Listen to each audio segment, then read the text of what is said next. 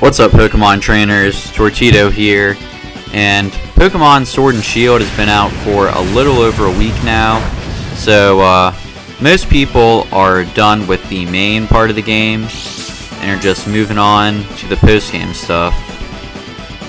And what that involves is, EV training, breeding, all that stuff to get your competitive Pokemon, or just powering up to either beat the battle tower, which all you really need are the rental teams, and powering up for those harder raids.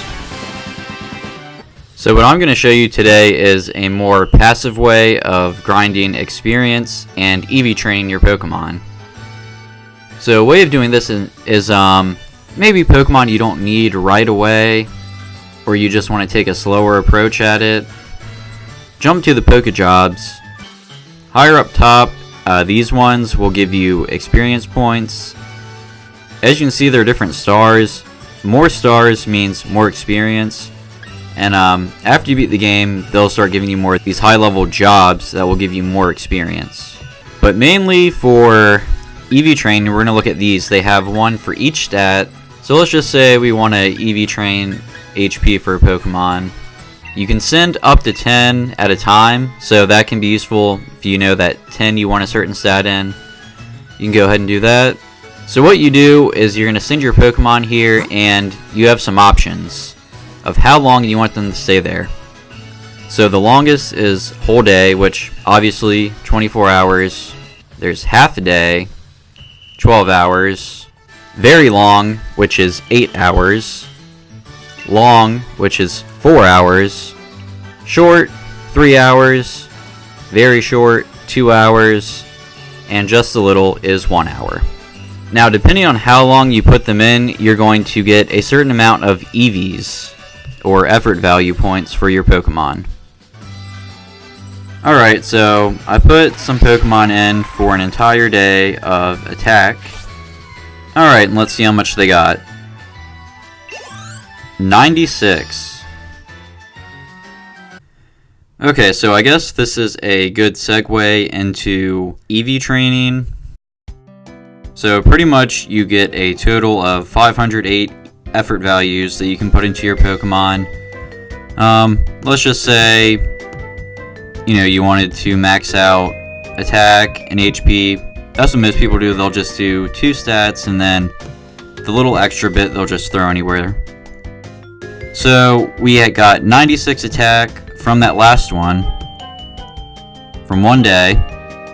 If we did 2 days, we'd be at 192.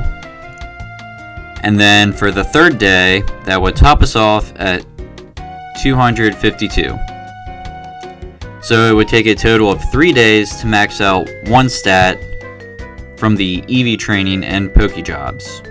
And then another 3 days for whatever other stat you would want.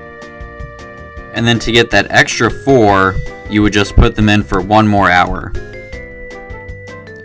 So it would be a total of 6 whole days, and then 1 more hour, which would be just a little while, to completely EV train a Pokemon just through Pokejobs. Alright, so I sent some other Pokemon out to do all the different times you can train, and this is what I got.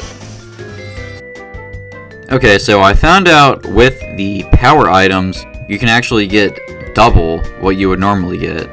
And then if you have the power item and Pokerus, I don't have Pokerus yet, so I don't know the exact numbers, but I know you can max out in 1 day. Not 100% sure, but I'm pretty sure that's how it would work. These are the power items. Each one can boost a certain stat, and you can buy them with BP at the Pokemon Center in Hammerlock. And then after the training's done from these guys, you can check, and you can see he did a whole day of training, and it's got it's kind of pointed up toward attack. And then the other Pokemon, it will show for them to how far they've gone. And I didn't forget about experience. It's not all that great. So I put this one in for a long time, and we ended up with 652 experience points. Not all that great. If it were a whole day, it would be 3,912 experience points for that particular job with this particular Pokemon. I mean, this just is a very slow way to get experience points, but it is experience points nonetheless. So the big takeaway from Pokejobs is pretty much this right here. EV training, get those power items, will definitely speed it up. Power items, Pokerus, only 1 day to max out a stat. I think that's pretty good, especially if you want to go around, catch legendaries, fill up the decks, whatever else you want to do in the game. While you're doing that, just leave your Pokemon in, and they can be EV trained and ready for battle.